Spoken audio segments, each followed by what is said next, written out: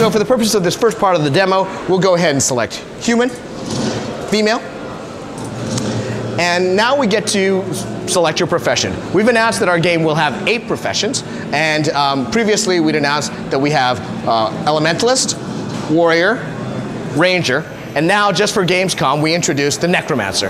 Necromancer, as you can probably guess, uses dark forces of magic, life-sucking energy, as well as summoning undead minions to help support them. For this demo we'll go ahead and select elementalist. And here we're at a character customization screen. Again, for speed reasons, we have disabled the character customization and just done a random creation. But in the final character customization for Guild Wars 2, we'll literally have millions of options for you to customize the look and feel of your character.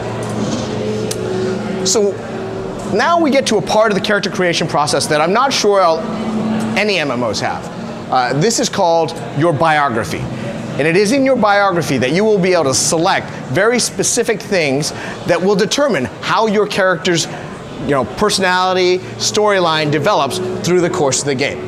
The first question is a pretty easy one. It's basically an accessory and jewelry question. By going through water or fire, earth, you'll notice the little gem on the head of my elementalist changes color. It actually doesn't have any hard gameplay impact. It's just a nice, cool visual differentiation. Let's go ahead and pick. Yeah, that looks good. This one is rather interesting. This is an introduction to our personality system. I talked a little bit about having personal story be a much bigger part of the game. We call it kind of putting the RPG back into MMORPG, and this is an example of how we're doing that. Your personality system has a number of ways to measure it. The 3 initial ones are you can interact charmingly, with dignity, or ferociously. Depending how you choose that, this is your initial disposition in the game. Somebody who becomes particularly ferocious in his interactions with NPCs. For example, as he walks through the city, children may run screaming from him, in fear. Whereas if you're someone who's particularly charming, children may run up and follow you and sing your praises as you walk through the city. Likewise, as you have conversations with NPCs, depending on what your personality is, will open up different conversation trees and different ways to interact with people. For example, someone who's particularly ferocious may have an opportunity to end a conversation by punching the NPC in the face. So let's go ahead and pick ferocious, just for fun. Okay. So this next one says I was raised as a commoner, a noble, or in the streets. This has a very immediate impact on how your story of the world will start. If, for example, by common folk, I will have friends who are kind of what we'd call, blue-collar workers, salt-of-the-earth friends. If I had chosen nobility, you also notice the clothing changes a little bit. If I chose nobility, I'll have very high, highly placed, noble friends who spend lots of money on me. And the last one, streets. I'll have to worry about things like street gangs, and maybe I ran in a street gang for a while before I came to my current place. Let's choose common folk for now. And this next one is kind of fun. We won't see the full impact of these, but these will have rather far-reaching effects later on. What is your biggest regret? One might be you got passed up for an opportunity. You never recovered your sister's body, and this one's our personal favorite. I was passed up for an opportunity to join the circus. Chances are, you choose that one, something circus-related will come across your doorstep in your personal story.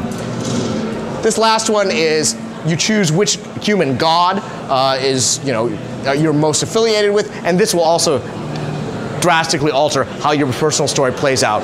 Now, what I just showed you, all those things, are very specific to the humans.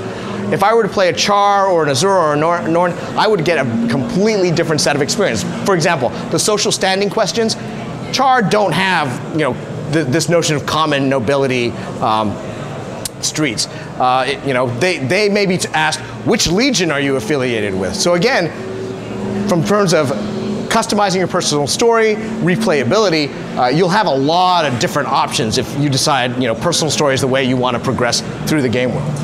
So go ahead. You'll see what happens here is we've a couple of paragraphs, we've summarized all the choices that you've made. This is effectively the beginning of your biography. This is the beginning of your story.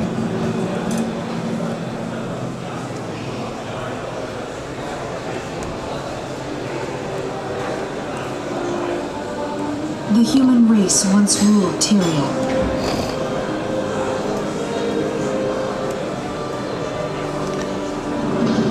So what you're seeing here Now we struggle to hold our ground. is the painterly, hand-drawn, illustrated concept art that we're famous for in ArenaNet. We've integrated these into our cinematics Not surrender. to give this feel of grandeur. Nations have fallen. Only Kryta still stands. Our faith is strong, despite the silence of the six gods. With courage, we'll make our stand in divinity's reach. So now at this point, the cinematic actually branches based on the choices you made The city is my home. and tell you that I was born to common folk. Born to common As one folk. among many. My friends and I don't seek attention or glory.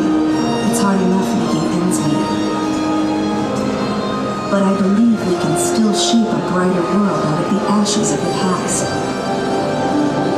Today, I stepped outside of divinity's reach to see the world. But when I arrived in Shane, the town was under siege by centaurs. Innocent villagers are in danger. Someone has to help. and you'll see here we actually integrate your character into the cinematic. I have to fight. I have to make a stand. This is my story.